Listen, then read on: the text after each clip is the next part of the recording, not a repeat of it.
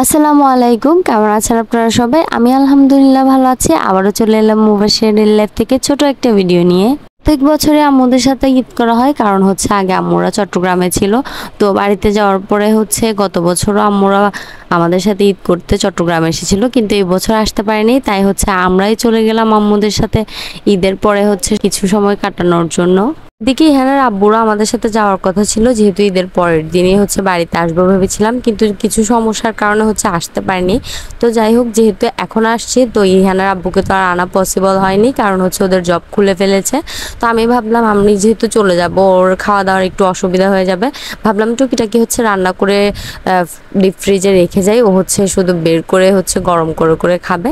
তো আমি ওর জন্য হচ্ছে এখানে কিছু বিরিয়ানি রেডি করছিলাম, যেটা শর্টকাটে হচ্ছে আমি যদি তরকারিও রান্না করে রেখে যাই, ওর হচ্ছে ভাতটা রান্না করতে হবে, তাই হচ্ছে কিছু বিরিয়ানি রান্না করছিলাম। আর হচ্ছে অল্প একটু মুরগির মাংস রান্না করি। বিরিয়ানিটা হচ্ছে আমি মুরগির মাংস দিয়েই হচ্ছে রান্না করেছিলাম। এদিকে হচ্ছে একটা টিপস শেয়ার করি, আপনারা যারা হচ্ছে ভাতের লবণ হয়েছে কি হয়নি সেটা বুঝতে পারেন না, তারা হচ্ছে যখন চালটা ফুটতে ফুটতে এ পর্যায়ে আসবে, পানি আর চাল সমান সমান হয়ে যাবে, তখন হচ্ছে আপনারা লবণটা টেস্ট করবেন। যদি দেখেন অনেক কড়া লবণ হচ্ছে, মনে হচ্ছে যে অনেক কড়া লবণ হয়েছে, তখনই আপনার বুঝতে হবে যে আপনার বিরিয়ানিতে পারফেক্ট লবণ হয়েছে। আর যদি কম হয় তাহলে হচ্ছে আবার ওই টাইমে হচ্ছে কিছু লবণ অ্যাড করে দিবেন। তো এই পর্যায়ে হচ্ছে আমার বিরিয়ানিটা একদমই রেডি, আর অনেক ঝরঝরা হয়েছিল বিরিয়ানিটা। তো এদিকে হচ্ছে আমি মুরগির মাংসটাও রান্না করে ফেলছি, এখন জাস্ট ঝোল দিয়ে হচ্ছে আমি কিছুক্ষণ অপেক্ষা করব হচ্ছে ভালোভাবে ফুটে আসার জন্য। তো আমি হচ্ছে বিরিয়ানিটা একটু ঝরঝরা রান্না করেছি, কারণ ইহানের আব্বু তো আবার মাখা মাখাটা খায়, তো আমাকে বলতেছিল যে একটু মাখা মাখা করনি কেন। তো আমি বলতেছি তুমি ফ্রিজ থেকে নামানোর পরে যখন গরম করবে তখন সামান্য একটু পানি দিয়ে গরম করবে, দেখবে এটা মাখা মাখা হয়ে যাবে। তো আমি যদি এখন মাখা মাখা করে রান্না করি, ওই টাইমে তুমি গরম করতে গেলে একেবারে ভর্তা হয়ে যাবে এগুলা, সেজন্য। তো যাই হোক, ওকে হচ্ছে খুব বুঝিয়ে শুনিয়ে হচ্ছে দিয়ে আসছি। তো এদিকে হচ্ছে আমি ভাতগুলা হচ্ছে ফ্রোজেন করার জন্য রেডি করতেছিলাম। প্রথমে হচ্ছে একদমই ঠান্ডা করে নিয়েছি ভাতগুলা, ভাত আর তরকারিগুলো, এরপরে হচ্ছে রেডি করতেছি। তো এখানে হচ্ছে দুই বেলার জন্য এক এক বাটিতে ভাত রাখা হয়েছে, 4 থেকে 5 বাটির মতো ভাত হয়েছে। আর তরকারিও হয়েছিল হচ্ছে 4 বাটির মতো। তো আমরা হচ্ছে বেশি দিন থাকবো না বাড়িতে, আমরা হচ্ছে 4 থেকে 5 দিন মতো থাকবো। এর মধ্যে যদি ওর এই খাবারগুলো শেষ হয়ে যায়, কষ্ট করে 2-1টা দিন হচ্ছে তার রান্না করে খেতে হবে। কিন্তু আমি আমার সাধ্যমতো চেষ্টা করছি যাতে ওর একদম কোনো কিছু রান্না করতে না হয় আমরা আসার আগ পর্যন্ত আর কি। তো আমি এখানে হচ্ছে মুরগির মাংস 2 পিস করে আলু টালু দিয়ে ঝোল দিয়ে 2 বেলা হয় মতো করে হচ্ছে রেখে আসছি আর কি। তো আবার বারবার বলছিল কেন এগুলো করতেছো, আমি রান্না করতে পারবো। যদিও সে রান্না করতে একটু আনইজি ফিল করে, ওই রকম সবার মতো রান্না করতে যায় না, তারপরে টুকিটাকি আমি সাথে থাকলে তখন করতে পারে। কিন্তু একা রান্না করাটা ওর জন্য আমার মনে হলো যে একটু মুশকিল হয়ে যাবে, তাই হচ্ছে আমি আমার মতো করে সব কিছু ওকে গুছিয়ে দিয়ে আসছি আর কি। এদিকে আবার আমি হচ্ছে ওই দিন হচ্ছে করতে পারিনি, আগের দিন যেহেতু ভাত আর তরকারিটা রান্না করছি, পরোটাটা বানাতে পারিনি। তো রাতে এসে আমি ভাবলাম যে রাতে একেবারে পরোটাটা বানিয়ে ঘুমাবো। তো আমাকে বকা দিচ্ছিল, বলতেছে নাস্তা আমি বানাইতে পারবো, আমি পারি নাস্তা বানাইতে, তুমি দেখছো না তোমাকে করে খাওয়াইছি না। তো বলছে তুমি এখন ঘুমাও, সকাল সকাল আবার হচ্ছে তোমাদের উঠতে হবে।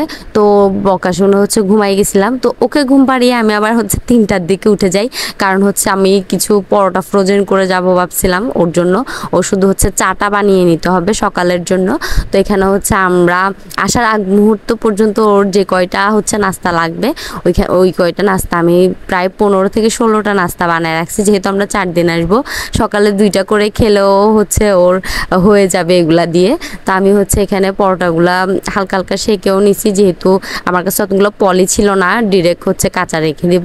তো ভাবলাম ছেঁকে রাখলে হচ্ছে একটার সাথে একটা লেগেও যাবে না, আবার ও যখন ভাজবো ওর সুবিধা হবে।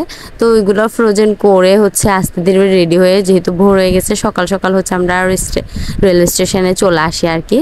তো আমরা এখানে হচ্ছে আমার কাজিনরাও যাচ্ছিল, আমার ছোট আন্টির 2 ছেলে, ইহান, আমি, আমার ভাই, আমরাই যাচ্ছিলাম, আমার এক খালামণি যাচ্ছিল। তো আমরা ট্রেনের জন্য, এখানে হচ্ছে ট্রেনের জন্য না, আমরা ট্রেন পেয়ে গেছি, আমরা বসে হচ্ছে ট্রেন ছাড়ার জন্য অপেক্ষা করতেছিলাম। তো এখানে আরও অন্যান্য ট্রেনগুলো হচ্ছে যাচ্ছিল, ওইগুলো দেখে আমার আন্টির ছেলেরা এটা সেটা জিজ্ঞেস করতেছিল, তাদের কথার উত্তর দিচ্ছিলাম, এই আর কি বাচ্চাদের যেগুলা কাজ। এরপর ওরা আবার বারবার জিজ্ঞাসাও করতেছিল কয়টা বাজবে যেতে, কতক্ষণ লাগবে, কতক্ষণ ট্রেনে থাকবো, আবার কয়টা বাজে লঞ্চ উঠবো, মানে কত শত প্রশ্ন। তো এদিকে হচ্ছে আমাদের মানে ভাবতেছিলাম যে 3টা টিকিটে হবে কিনা, যেহেতু সিট বড়, আমরা মানুষও ছিলাম কয়েকজন, আমাদের হচ্ছে হয়ে গেছে 3টা টিকিটে। আর এই যে আমাদের পাশের হচ্ছে একটা সিটে শুধু অন্য কেউ ছিল। যাই হোক, তো আমি হচ্ছে বাইরের ভিউটা, তখন মাত্র ট্রেনটা ছাড়ছে, আমি হচ্ছে বাইরের ভিউটা নিচ্ছিলাম আস্তে আস্তে, মানে মনে অনেক আনন্দ লাগতেছিল যে বাড়িতে যাচ্ছি, কিন্তু আবার একটু খারাপ লাগতেছিল ইহানার আব্বুকে একা রেখে আসছি, না জানি কি করে, যদিও আমি সব কিছু গুছিয়ে রেখে আসছি, তারপর ওর হচ্ছে জব থেকে এসে এগুলো আবার ফ্রিজ থেকে বের করে গরম করে খাবে, একটু সময়ের ব্যাপার আছে। আমি থাকা অবস্থায় তো জাস্ট আসতো, হাত মুখ ধুয়ে একটু রেস্ট করে তারপরে হচ্ছে খাওয়া দাওয়া করতো।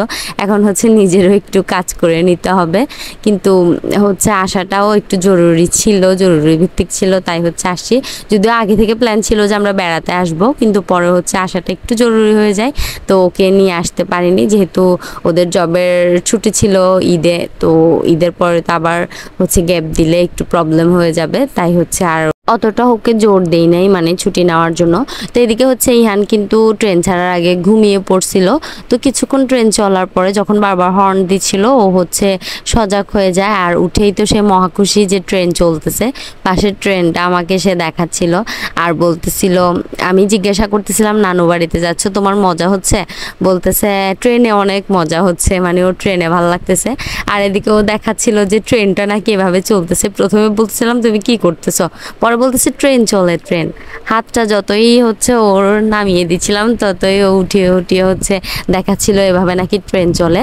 তো এদিকে হচ্ছে লাকসামের দিকে এসে একটু ব্রেক দেয় 10 থেকে 15 মিনিটের একটা, তো আমরা ওইদিকে টুকিটাকি নাস্তা করতেছিলাম, যেহেতু একেবারে বাসায় গিয়ে হচ্ছে লাঞ্চ করব, ওই লাঞ্চ করার মতো টাইম তো আর এদিকে দেয় না, তো সেজন্য আর চাঁদপুর গিয়েও হচ্ছে দ্রুত, যেহেতু লঞ্চে যাব, লঞ্চের জন্য হচ্ছে আমাদের দ্রুত রেলওয়ে স্টেশন থেকে লঞ্চ ঘাটে হচ্ছে যেতে হয়, না হলে হচ্ছে লেট হয়ে যায়, মানে খাবো ওই টাইমটা হচ্ছে পাওয়া যায় না আর কি। আসার দিন হচ্ছে সেই টাইমটা পাওয়া যায়, কিন্তু যাওয়ার দিন হচ্ছে ওই টাইমটা পাওয়া যায় না। তো যাই হোক, লাকসাম থেকে হচ্ছে টুকিটাকি নাস্তা করে আমরা হচ্ছে আবার উঠে পড়ি ট্রেনে। তো এদিকে হচ্ছে যাওয়ার যাত্রাটা আবার হচ্ছে শুরু। তো এইদিকের ভিউটা হচ্ছে অনেক সুন্দর, আসলে গ্রামের দিকে যতই যাচ্ছিলাম একটু একটু ঠান্ডা আবহাওয়াটা পাচ্ছিলাম, যদিও মোটামুটি গরম ছিল, আর তো ধুলাবালি, যেহেতু কোনো দিকে বৃষ্টি হচ্ছে না, এত ধুলাবালি ছিল, আমাদের সবার ড্রেসের অবস্থা, চেহারার অবস্থা পুরাই হচ্ছে 12টা বেজে গেছে। ইহান হচ্ছে একটু কিছুক্ষণ ঘুমাচ্ছিল, কিছুক্ষণ উঠছিল এরকম, আর আমার খালামণির ছেলেরা হচ্ছে ট্রেনে একদমই ঘুমায়নি, লঞ্চেও ঘুমায়নি, জাস্ট হচ্ছে পরে যখন টমটমে উঠে আমাদের ওইদিকে যাওয়ার উদ্দেশ্যে তখন কিছুটা সময় ঘুমাইছিল। ওরা তো আনন্দেই ঘুমাইতে পারতেছিল না যে কখন আসবে, আমার বোনের সাথে দেখা হবে, এখানে দৌড়াদৌড়ি করবে, নদীতে গোসল করবে, মানে এই অবস্থা আর কি। তো আমরা হচ্ছে চলে আসছি চাঁদপুরে, এই যে আমাদের এত এত ব্যাগ, মানে এখানে অনেক প্রয়োজনীয় জিনিসপত্র ছিল হচ্ছে আমাদের জন্য। আবার এদিকে চাঁদপুর আসার পরে হচ্ছে লঞ্চ ঘাটেও চলে আসি, কিন্তু আমাদের কপালটা এত খারাপ ছিল যে এই লঞ্চে করে আমরা যাব, ওই লঞ্চটা আমরা মানে আসতে একটু 10 মিনিট লেট করে ফেলছি আমরা, যার কারণে হচ্ছে লঞ্চটা ছেড়ে দেয়। তারপরে অনেকক্ষণ ওয়েট করার পরে, প্রায় হচ্ছে 1 থেকে 1.5 ঘন্টা ওয়েট করার পরে হচ্ছে একটা লঞ্চ আসে, তাও এটা হচ্ছে আমরা যে জায়গায় যেতে চাইছি ওই জায়গায় যাবে না, এটা যাবে হচ্ছে ফেরিঘাটে। তো আমরা হচ্ছে ভাবলাম উঠে পড়ি ফেরিঘাটের জন্য, ওইখান থেকে হচ্ছে টমটমে করে আমাদের বাড়ির উদ্দেশ্যে যাওয়া যায়, কিন্তু ওই দিক থেকে একটু বেশি দূর হয়ে যায় আর কি। লঞ্চের যাত্রাটা হচ্ছে লঞ্চের যাত্রাটা কমে যায়, আর ওই রাস্তার টমটমের যাত্রাটা বেড়ে গেছিলো আর কি। তা আমার মতে হচ্ছিল লঞ্চের যাত্রাটাই বেশি ভালো ছিল, টমটমে করে আসতে খুবই কষ্ট হয়েছে, কারণ ওইদিকে রাস্তাটাও কিছুটা হচ্ছে মানে ঠিক ছিল না আর কি, কিছুটা রাস্তা, বাকিটা রাস্তা ভালোই ছিল।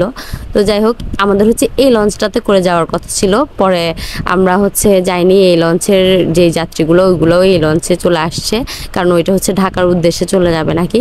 পরের যেই এই আরেকটা লঞ্চ আসতেছিল ময়ূরদশ, এই লঞ্চটাও হচ্ছে লঞ্চ ফেরিঘাট যাবে আর কি। তো এই লঞ্চটার স্পিড ছিল খুবই বেশি, এটা হচ্ছে এসে কিছুক্ষণ থাকার পরে হচ্ছে আমাদের লঞ্চটা ছেড়ে দেয়। তো আমরা হচ্ছে ভাবলাম ওইটাতে উঠিনি, ভালো হয়েছে, ওইটার জন্য অপেক্ষা করছিলাম, ওইটাতে উঠিনি ভালো হয়েছে, এটা আগে ছেড়ে দিছে, ওইটা আবার কখন না কখন ছাড়ে, কিন্তু আমাদের ধারণাটা ছিল একদমই ভুল। আমরা তো আসলে এদিকে আসা যাওয়া করি না, বা কোনটা কীরকম সার্ভিস দেয় ওইটাও জানি না। তো আমাদের এই লঞ্চটা ছেড়ে দেওয়ার পরে মানে যখন ভাবতেছিলাম যে ওই লঞ্চটাতে উঠিনি ভালো হয়েছে, ওইটারও লেটে ছাড়বে, এতক্ষণ তো বসেই ছিলাম আর কত বসে থাকতাম। পরে দেখি আমাদের পরে হচ্ছে ওই লঞ্চটা ছাড়ে, কিন্তু ওইটার এত স্পিড ছিল যে আমাদের আগে হচ্ছে ওই লঞ্চটা ফেরিঘাটে পৌঁছায় যায় আর কি। তো এখানে আমি সৌরভকে বলতেছিলাম রোদ অনেক, কিন্তু বাতাসের কারণে হচ্ছে রোদের তাপটা গায়ে লাগে না। যদি আবার অনেক সময় ট্রলারে করে যাওয়ার প্রয়োজন হয়, ট্রলারে করে গেলে একটু কষ্ট হয়ে যায় রোদের তাপের জন্য। এই যে বললাম না, এটা হচ্ছে আমাদের পরে ছেড়েওয়া এত স্পিডে আমাদেরকে ক্রস করে হচ্ছে তারপরে ফেরিঘাট চলে যায়, মানে আমাদের আগে চলে যায়, আমাদের ধারণার বাইরে কাজ করে আর কি একটা। আবার এদিকে হচ্ছে অনেক ভয়ও হয়, মানে এই নদীর যাত্রাটাতে আসলে আমরা সাঁতারও পারি না কেউ, কত শত ঘটনাই তো দেখি, যার কারণে মনে একটু ভয় কাজ করে। কিন্তু ওই যে বলে না, কপালের লিখন না যায় খণ্ডানো। আপনার যদি কোনো বিপদ হবে মানে লিখা থাকে কপালে, সেটা হচ্ছে আপনার ঘরে বসেও হবে, আপনি বাইরে গেলেও হবে। তো ওই একটা কথার কারণেই মনে সাহস রেখে হচ্ছে চলে আসি, কিন্তু অনেক আনন্দ হয় আসলে আসতে আসতে, কিন্তু মনে একটু ভয়ও কাজ করে যেহেতু নদীর পথে যাত্রা। তাই হচ্ছে একটু সাহস একটু ভয় রেখেই চলে আসি। আর যেহেতু এখানে আম্মু আব্বু আছে, এখন আগে চট্টগ্রামে ছিল, এখন যেহেতু এখানে থাকে অবশ্যই আসা যাওয়া চলবে, আমাদেরও আসা যাওয়া হবে, আম্মুদেরও আসা যাওয়া হবে। তো আমরা ফেরিঘাটে আসার পরে হচ্ছে সিএনজি আর নেই নেই, কারণ জিনিসপত্র নিয়ে তখন স্টেশনে আসার সময় সিএনজি দিয়ে মোটামুটি ভালোই কষ্ট হয়েছে। তো ভাবলাম টমটমে উঠলে হচ্ছে একটু ফ্রিলি যাওয়া যাবে, তাই হচ্ছে টমটমে উঠি, না হলে সিএনজি দিয়ে কিন্তু আরও দ্রুত আমরা হচ্ছে বাড়িতে পৌঁছাইতে পারতাম। এদিকে হচ্ছে টমটম দিয়ে অনেকটাই হচ্ছে সময় যায়, যেখানে হচ্ছে আমরা 4টা বাজে বাসায় পৌঁছানোর কথা, সেখানে জানি না, তারপর হচ্ছে 4:30টায় বাসায় পৌঁছাইছি। তাহলে আমার মনে হচ্ছে যদি আমরা টাইম মতো লঞ্চটা পাইতাম তাহলে মনে হয় আরেকটু আগে গিয়ে হচ্ছে বাসায় পৌঁছাইতাম আর কি। যাই হোক, একটা হইলেই হয়েছে, জানি না। এদিক দিয়ে ফেরিঘাট দিয়ে আসাতেও হচ্ছে আমরা 4:30টায় পৌঁছাইছি। তা আম্মুকে বলছিলাম, আম্মু বেশি কিছু করবা না, আসার আগে ভর্তা ভাজি ডাল এগুলো করবা। তা আম্মু আমার কথা মতোই হচ্ছে ভর্তা করছে, ভাজি করছে, ক্ষেতের ভিন্ডি রান্না করছে, তারপর আবার মুরগির মাংস রান্না করছিল, কিন্তু এটা আমি আর নেওয়া হয়নি, কারণ আমার এই মরিচ ভর্তা তিত করলা ভাজি ডাল এগুলা দিয়ে হচ্ছে খাওয়া হয়ে গেছিলো। তো আমরা হচ্ছে এসে মাত্রই সবাই খাওয়া দাওয়া করি, কারণ পেটে অনেক ক্ষুধা ছিল, কত জার্নিং করে আসছি। আর আমার ছেলের অবস্থা দেখেন, তারে বললাম চলো একটু হাত মুখ ভালো করে ধুয়ে দিই, সে বলতেছে আমি একেবারে গোসলই করতে যাব, নদীতে যাবে, সে সাঁতার কাটবে গোসল করবে। অনেক বুঝাইলাম তারপরও বুঝে না। যখন ব্যাঙ ডাকতেছে আমি বলতেছি দেখছো এই রাতে হচ্ছে নামলে ব্যাঙ কামড় দিবে, দিনের বেলা ব্যাঙ থাকে না, দিনের বেলা নামিও। তো অনেক বোঝানোর পরে সে হচ্ছে বাসায় আসে। আর এদিকে হচ্ছে আমি আম্মুদের জন্য যে ডিনার সেট টানছিলাম ওইটা আম্মু সবাইকে খুলে দেখাচ্ছিল আর কি, যে কেমন হয়েছে। আর আম্মু যেহেতু সামনে থেকে দেখেনি, তা আম্মু হচ্ছে খুলে দেখতেছিল কেমন হয়েছে, জাস্ট ছবি পাঠানো হয়েছিল আম্মুকে দেখার জন্য। আর কালারটা হচ্ছে আমার ভাইয়ের পছন্দের। ওদিকে আমি আনছি বলছি ওইটা ভুল ধারণা, আমি কিনে আনছিলাম, কিন্তু ওইটার পে করছে হচ্ছে আমার ভাই। যাই হোক, মানে ভুলবশত বের হয়ে গেছে মুখ দিয়ে। যাই হোক, তো আমার ভাইকে হচ্ছে ও যায়নি, ওকে জাস্ট ছবি পাঠাইছিলাম যেটা নিচ্ছি। ও বলতেছে হ্যাঁ গ্রিন কালার দেখে ও পছন্দ করে ফেলছে, ওর গ্রিন কালার বেশি পছন্দ আর কি। তো আম্মু সবাইকে খুলে দেখাচ্ছিল, প্লাস নিজেও একটু খুলে দেখতেছিল। আম্মু বলতেছে ঠিক আছে, কিন্তু আম্মু বলতেছে কাপগুলো একটু বেশি বড়, আর একটু ছোট হলে দেখতে মানে সুন্দর লাগতো, ছোট ছোট কাপগুলো অনেক কিউট লাগে আমার। আর বাকি সব প্লেট বাটি আম্মু অনেক পছন্দ করছে। তো এদিকে হচ্ছে আম্মুর এতদিনের জমানোর ডিম, মানে খাইছে, খাওয়ার পরেও হচ্ছে এই ডিমগুলো জমছে, হাঁস প্লাস মুরগি সব কিছুর ডিম মিলিয়ে হচ্ছে এতগুলো ডিম জমা আছে।